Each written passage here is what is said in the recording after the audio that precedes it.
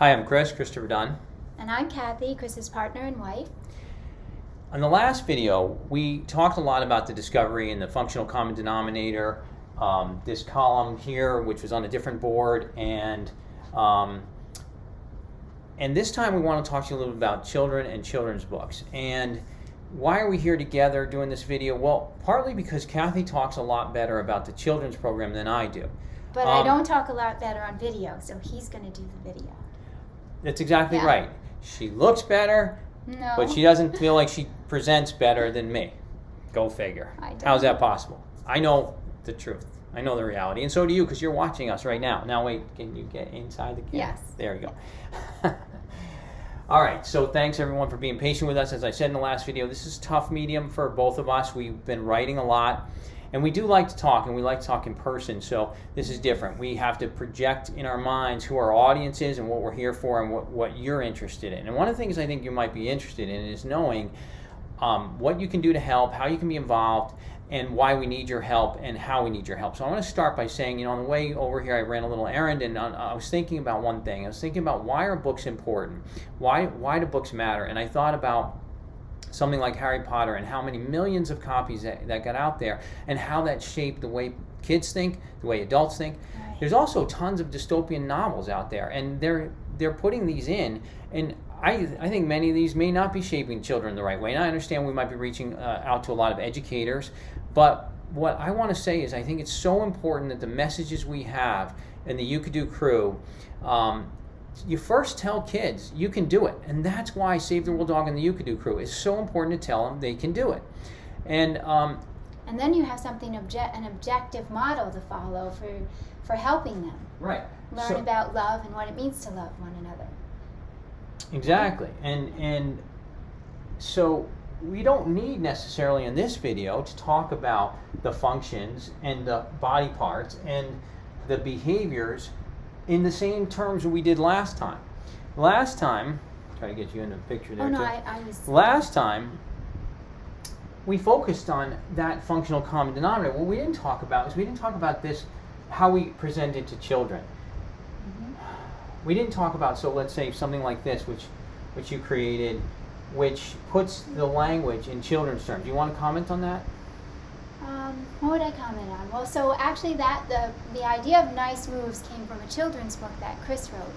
So the idea of nice moves was about behaviors and how we move outside of just really, physically moving, that our loving behaviors are also what move society and the world and move our relationships. So that's where that came from, and it served as a good umbrella for the behaviors. I can go through them and tell you them. Being caring, we act like the heart. I'll just go through the first three. Thinking of others, we act like the brain. And responding well, we act like the nerves in the body. And so we use words like be caring, think of others, respond well, be a teammate, be your best self, be sensitive, make a difference, have empathy. These are obviously going to be a lot more for younger children than words like being loving or being thoughtful or being responsive. It's much more kid-friendly to say be caring, think of others, and respond well. So it's a soft way of introducing them to what we talked about in the last video, this notion that there's a discovery. We don't have to teach that K through 3, right? I mean, we don't really do much of the teaching of the discovery. What we do is we teach them concepts like being caring, think of others, and respond well. And we teach them without telling them a discovery. We teach them how they're acting in ways similar to the body parts. So when we're teaching them about being caring, where the lessons are teaching them how being caring acts similar to the way the heart functions in the body, so that they're getting the discovery there without necessarily knowing they're getting a discovery, but they're learning why it's essential. And I want to go in a direction I think the audience cares about, and if it's not where you think we should go, you tell me. But so if you take a book like What You Can Be, which is about a bee called the You Can Be, and you can put it even I don't know if it will show, but we can put it there. Yeah. And so if you have a book like that, right? Yeah. What would it be like if every classroom in a school had this for their K and 1 children, what would it be like if you told them that they can do it in a way that's loving? And we'll have probably another video where you can read this book if you don't have a copy of the book. But what would it be like if every kid in K through 1 had a view that you can be anything you want to be? I said you can do it. You probably flinched, and I realized that I had the wrong book. I did, yeah. But yeah, so you could do kangaroo files with you can do anything you set your heart to do. And what would it be like if kids K through 1 had this book in their classroom? And then Kathy's developed the lessons that go with the book to help the teacher to talk about the book. And what's really interesting, and I don't know if this will help to explain, but the other behaviors, because they're all connected, just like all the parts in the body are connected, and so they have their own specific role, but they also come together with all the others. The behaviors inform one another. So you can be anything you want to be is shaped by other behaviors, like being sensitive and being meaningful. So the idea is you're now teaching more the loving notion of what it would mean to be anything you want to be. So it might make somebody, and tell me if I'm going in the wrong direction, but it might help children think of messages that are frightening or scary, things that they might like to have, they might think it's fun to watch something scary or to do something, I can't think of something unhealthy activity specific besides something scary, although there are lots of them. So the idea is that because all these behaviors come together like parts of a body, what you're ending up teaching them, is it show, not telling them, they're starting to learn that, oh, well, being thoughtful goes with being meaningful and being sensitive. And so having fun includes all these other things. And so what you're doing is you're sort of giving them behavioral nutrition, just like the mom who wants to give the carrots and the healthy food. You're starting to give them behavioral nutrition, and so they themselves start to know and be what it means to be loving.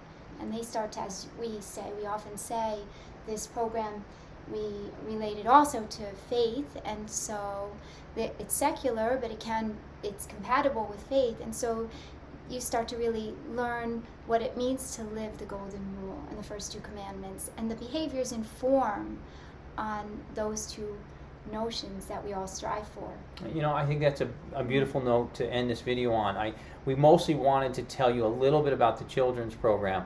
Obviously, you really need to probably read 1 or 2 of the books to really appreciate that the message connects. I've said it in the last video. We've read to classrooms, and we know the kids love the books. And we read to our own kids, and for years and years, they listened and embraced dozens of books. And so you probably need to see that, but we at least wanted to share this. Any final thought in this video?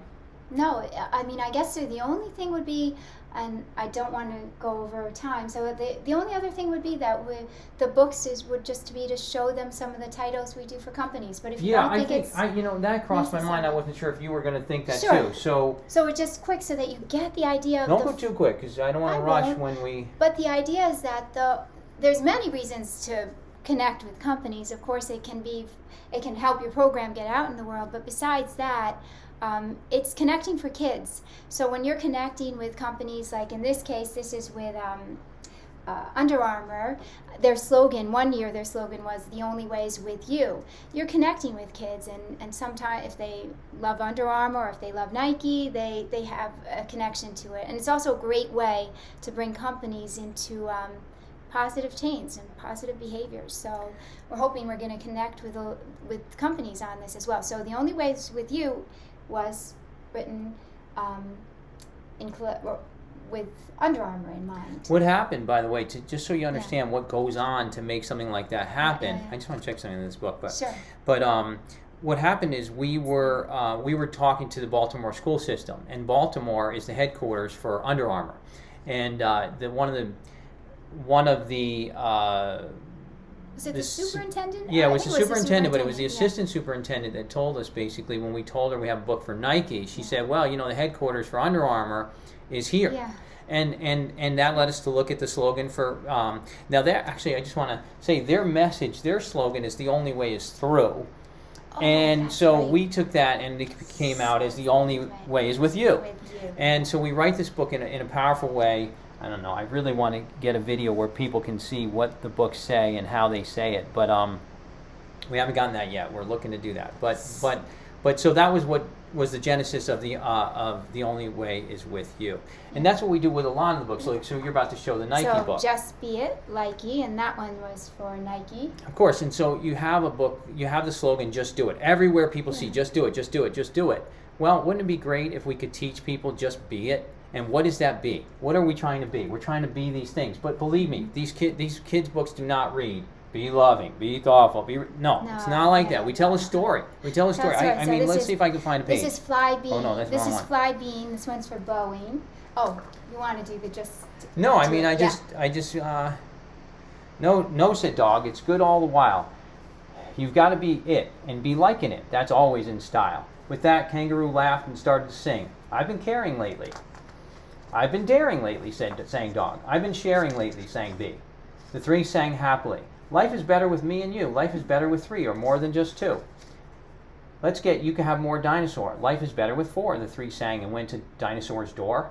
I won't read on, but I just randomly opened to a page. I just wanted to give you a flavor for how the books read. Yeah, and so nourishing for the children. They're really nourishing. So Fly Bean, I was going to say, which is for Boeing, which would be a great company to connect I just want to with. slow down and show them. So Yeah. obviously it's pretty there's- self-explanatory, but fly, Boeing, or being, and there's a little O there, but Yeah, whatever. I could, and Well, we'll let me just tell see them if why, this because they even might be holds. asking themselves, why Boeing? Why'd you do a book on Boeing? Well, it happened that somebody came into our lives and he wanted to write some investment advice regarding the stock Boeing. And it wasn't really my thing to write investment advice for Boeing, but I did write a kid's book, Fly Being.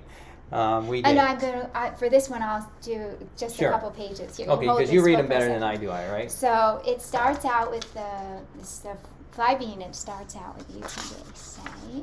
It's hard to read and flip pages at the same time. I'm on a video. fly bean, said You Can Be, to You Can Fly Butterfly, who just then fluttered by. Well, no offense, said Butterfly. I'm a bigger fly bean. Whoosh came down a big sound. As this gigantic plane lowered itself, hovering slightly above the ground. I'm an even bigger fly bean, said the plane with the words. Well, stop. Fly bean on its side. Yeah, so it gives you a flavor for the rhythm that the books have and the message and the tone. So back to the main point you were making about bringing in the companies. We started writing the Save the World Dog and the Ukadu crew, and we wrote and drew and at the cafe a lot. And so we wrote into it that they run their missions from Star Cups Cafe, a cafe we created where every cup is 5 stars. And actually we have a whole book So that's another called, series we have, which is a cafe series. And I don't have the first book there, but I do have some of the Yeah, Starbucks and so books what there. happened is we would reach out to Starbucks and we started to bring in other companies into the storyline in a very soft and fun and playful way. Because ideally, if you really want to get character into the world, it really isn't enough to just get it to schools. You have to bring it to the homes. You have to bring it to the community. It has to be an embrace from the community with the community. And so that's what we're trying to do. I mean, I say that because a lot of people who have studied character programs in schools have said if you really want to succeed, you have to make it fun, you have to make it connecting with the community. And that's partly what we're doing. And again, just to remember, we're not trying to do a character program so much as we're trying to get a message that there are parts to wholeness and things like that. Yeah. So thank you very much for taking the time to listen to this video, and we look forward to the opportunity to speak with you and work with you. Thank you.